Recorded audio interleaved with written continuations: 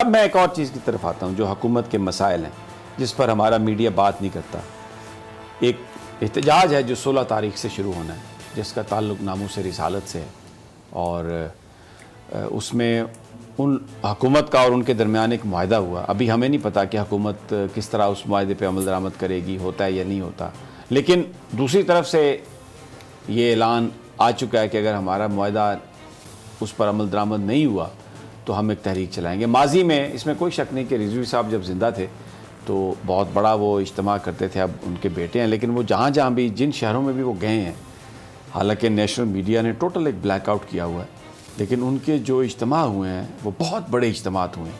اور میں نے سڑک پہ چلتے جس بندے سے بھی بات کی ہے، یہ مسئلہ مجھے ہر بندے کے دل کے بہت نزدیک لگا ہے. وہ اگر احتجاج کی صورتحال پیدا اگر ہوئی، آپ کسی حکومت سے کسی سے آپ کی بات ہوئی کبھی کسی آدمی سے، وہ اس کو سنجیدہ لے رہے ہیں، اس پر کوئی بات چیت کر رہے ہیں، اس معاملے کو سارٹ آؤٹ کرنے کی کچھ ان کے دل میں کوئی درد ہے؟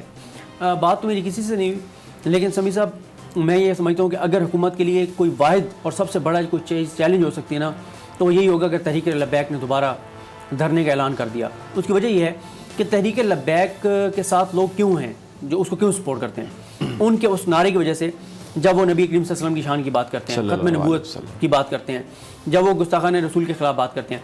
دیکھیں، اگر تحریک لبیک نے اعلان کر دیا دھرنے کا، اور انہوں نے اعلان کر دیا مارچ کا، انہوں نے اعلان کر دیا فیض آباد کی طرف آنے کا، اس اعلان کے ساتھ ہی یہ سب سے بڑی حکومت کے لیے چیلنج ہوگا. نہیں تو حکومت نے اگر ایک جو معاہدہ کیا ہے تو اگر فوری طور پر اس پر وہ عمل درآمد نہیں کر سکتی تو ان کو گفتگو میں انگیج کرنا چاہیے، اس پر پبلکلی بات ہونی چاہیے، تاکہ وہ جو یہ ایک تاثر نہ جائے کہ حکومت اس کو دبانے کی کوشش کر رہی ہے.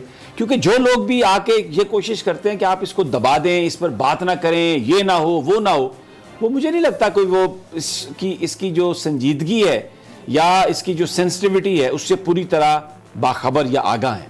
یہ بات آپ درست کہہ رہے ہیں، اور یہ اگر دوبارہ اعلان ہو گیا تو حکومت کے لیے بہت مشکلات ہوں گی. انگیج کرنا چاہیے. اور آپ کو کیا مسئلہ ہے، آپ لے آئیں پارلیمنٹ میں معاملہ، آپ کروا لیں وہاں پہ بحث. اور اگر آپ کی پارلیمنٹ، یا تو آپ قائل کر لیں نا، آپ تحریک لبیک کو آپ نے کیا کمٹمنٹ دی، یہاں پارلیمنٹ میں لے کے جائیں گے، آپ پارلیمنٹ کو مطمئن کر لیں، انہیں بتائیں کہ ٹھیک ہے. اور دوسری ایک اور بات ہے صدیق جان، کہ اس میں کوئی شک نہیں کہ اس وقت جو دنیا کی جو پولیٹیکل ڈیوائیڈ ہے جس طریقے سے ہے، اس میں فرانس جو ہے ایک بہت بڑا ملک ہے. لیکن میں صرف ایک جو آرگومنٹ ہے تحریک لبیک کا، وہ یہ ہے کہ یہ کہا جاتا ہے جی کہ اگر ان کے سفیر کو نکال دیا گیا تو ہم پوری دنیا میں آئسولیٹ ہو جائیں گے. تو وہ کہتے ہیں سعد رضوی صاحب کہ یار وہ تو پھر بڑے باغیرت لوگ ہیں کہ ایک سفیر کو اگر ہم ان کے نکالتے ہیں تو وہ ہمارے ملک کا ناطقہ بند کر دیتے ہیں. تو ہمارے سرکار پر اگر کوئی اس طرح کی ان کی شان میں کوئی گستاخی کرتا ہے تو ہم کیوں اس طرح کا ریئیکشن نہیں دے سکتے؟ اور وہ صرف اپنے ایک سفیر کے لیے.